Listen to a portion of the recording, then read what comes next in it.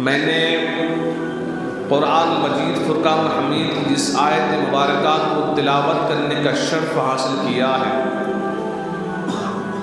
دو چھوٹی چھوٹی آیتیں ہیں اور دونوں آیتوں میں اللہ تبارک و تعالیٰ نے ایک ہی چیز کا حکم فرمایا ہے، اور وہ یہ کہ رب فرماتا ہے فَإِنَّ مَعَ الْعُسْرِ يُسْرًا إِنَّ مَعَ الْعُسْرِ يُسْرًا۔ رب فرماتا ہے کہ بے شک ہر مشکل کے بعد آسانی ہے، ہر مشکل کے بعد آسانی ہے۔ پھر فرمایا إِنَّ مَعَ الْعُسْرِ يُسْرًا، پھر فرماتا ہے کہ ہر مشکل کے بعد آسانی ہے۔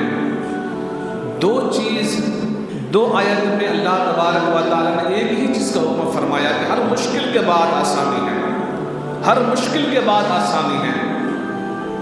دو بات، ایک ہی بات اللہ تبارک و تعالیٰ نے دو مرتبہ فرمایا ہے اس سورہ مبارکہ کے اندر، دونوں آیتوں میں۔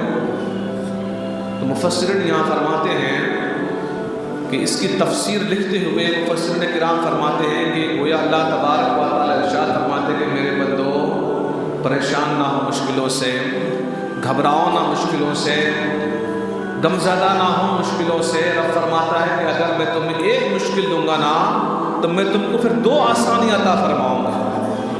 اگر ایک مشکل میں تم کو دوں گا تو پھر میں تم کو دو دو آسانی عطا فرماؤں گا۔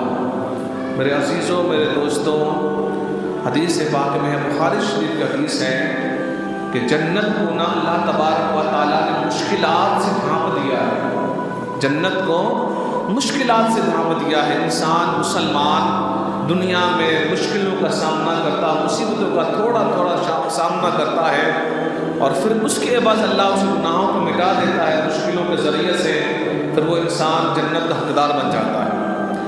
تو حدیث مبارکہ میں ہے کہ جنت کو اللہ تبارک و تعالیٰ نے مشکلات سے ڈھانپ دیا ہے۔ انسان مشکلوں سے گزرتے ہیں، تھوڑے سے بڑے، چھوٹے بڑے مشکلات سے گزرتے گزرتے پھر وہ جنت کا حقدار بن جاتا ہے۔ اور جہنم کو اللہ تبارک و تعالیٰ نے خواہشات سے ڈھانپ دیا ہے۔ انسان خواہشات نفس کی پیروی کرتا ہے، دنیا میں وہ چیزیں وہ کرتا ہے جس سے اس کو لذت محسوس ہوتی، خوشی ہوتی ہے، دنیا میں لذت محسوس ہوتی ہے۔ ان خواہشات نفس کو پورا کرتے کرتے انسان نہ پھر وہ جہنم کا حقدار بن جاتا ہے۔ مشکلات یاد رکھیں کہ ہر مشکل کے بعد اللہ تبارک و تعالیٰ نے فرمایا کہ تم کو ایک مشکل میں اگر میں مبتلا کروں پھر میں تم کو اس مشکل کے بدلے میں دو خوشیاں بھی عطا کروں گا، دو آسانی عطا فرماؤں گا۔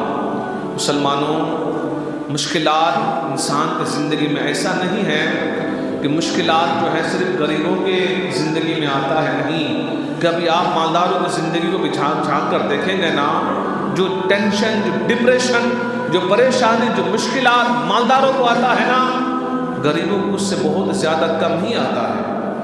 آپ کبھی دیکھیں، ریسرچ کرنے والے ریسرچ کرتے ہیں نا، پتہ چلتا ہے کہ جس کے پاس جتنے ہی دولت آتا ہے، جتنے ہی مال آتے ہیں، وہ اتنے ہی زیادہ ڈپریشن کا مریض ہو جاتا ہے، اتنے ہی زیادہ ان کو بے سکونی ہوتی ہے۔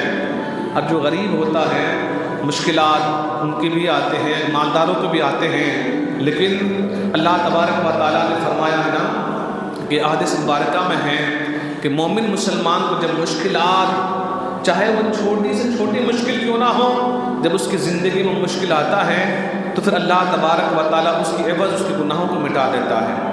اور مشکلات اللہ کے نیک بندوں کو آتا ہے، ایسا نہیں کہ نیک بندوں کو کوئی مشکلات نہیں ہے، گنہگار ہے تو اس کے لیے آزمائش نہیں۔ اللہ تبارک و تعالیٰ مصیبت میں، مشکلات میں، آزمائش میں اللہ اسی کو مبتلا کرتا ہے، اللہ جس سے محبت کرتا ہے۔ وہ اس لیے کہ جب مسلمان کسی آزمائش میں مبتلا ہوتا ہے، کسی مصیبت میں مبتلا ہوتا ہے، تو اس کی عوض اللہ تبارک و تعالیٰ اس کے گناہوں کو مٹا دیتا ہے۔ حدیث مبارکہ میں نے بارہا سنایا ہے آپ لوگوں کو کہ بندہ مومن کے پیروں میں اگر ایک کانٹا چبھتا ہے نا، چھوٹا سا کانٹا، اور اس پر وہ صبر کرتا ہے، اللہ اس کے عوض بھی اس کے گناہوں کو مٹا دیتا ہے، اس کے عوض بھی گناہوں کو مٹا دیتا ہے۔ لیکن ہوتا یہ نا کہ حضرت علی رضی اللہ تعالیٰ فرماتے ہیں نا، حضرت علی فرماتے ہیں کہ جو مشکلات تمہیں آتی ہیں نا، ان مشکلات سے گھبرایا نہ کرو، ان پریشانیوں سے گھبرایا نہ کرو، اس لیے کہ پریشانیاں تمہیں اللہ کا راستہ، اللہ کا پتہ بتانے آتی ہیں۔ یہ مشکلات تمہیں اللہ کا پتہ بتانے کے لیے آتی ہیں، گھبراؤ نہیں، پریشان نہ ہو۔